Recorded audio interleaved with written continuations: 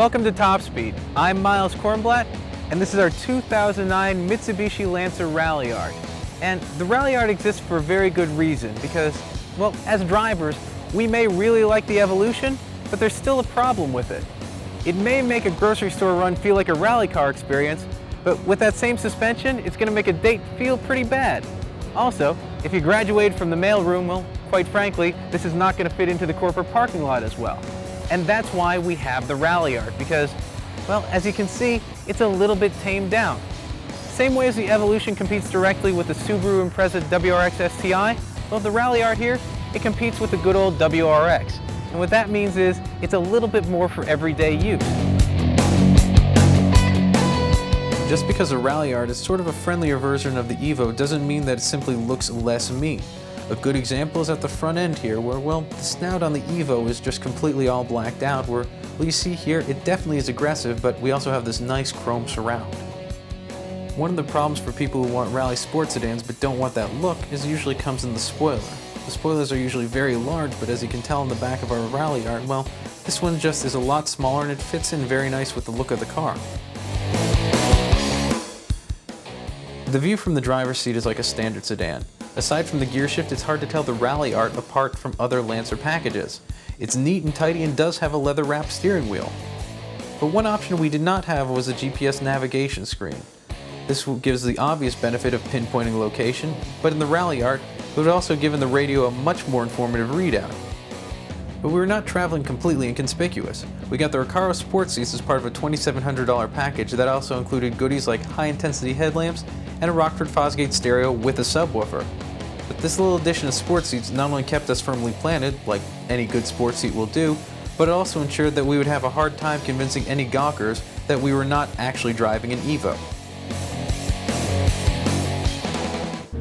So the Ralliart starts out at about $26,500, and with all the options we have here like the radio and the seats, and after we pay all our taxes, well, we're really out the door at just a little under $30,000.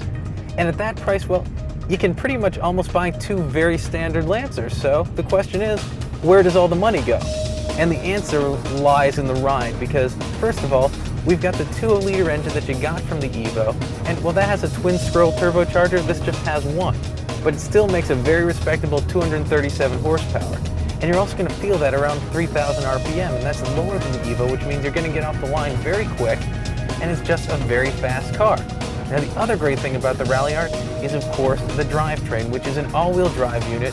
It comes from the previous generation Evo, not the current Evo, but the Evo 9. And the thing about it is it's not that bad, because if you go back and you read everything on the Evo 9, well, nobody had any real complaints. It was near perfect. It's just the Evo 10, well, it's just a little better. But what really separates the Ralliart is its transmission. We've got a dual clutch automated manual. They call it the SST, and well, the thing about it, when you have an automated manual, sometimes, well, the computer's doing the shifting for you and it feels like the computer's a novice. So the difference here is when it's in fully automatic mode at low speeds, everything feels fine. It feels just like any other automatic transmission. But when you drop it over into sport mode, well, that's a whole different story. What we get from there is the car does a whole different change. For example, sport modes on other automatic transmissions, well, what that usually does is it just changes a little bit of the pattern. Well, this one changes the whole program. The car now goes up to its 6,500 RPM red line. It hits it every time. It shifts faster than we can even shift the paddles on here. It's just that good. And another great thing we have on this is it also downshifts. Now, well, downshifting's fun and it might save you a little fuel economy. The really great thing about having the car doing the downshift for you is that anytime you have to slow down, whether it be a turn or just something else, the thing about that you really want is you want the car to be in the right gear. And if it's downshifting, that means the second that you can get onto the power, well, you hit the gas and you're able to power right through it. And that's what we really like about this Evo, this Lancer, because what we get from it is, well, it's a sports car for everybody. It's not exactly the kind of car that, well, Dad can take the kids to school in, but it's something that definitely fits in the corporate parking lot.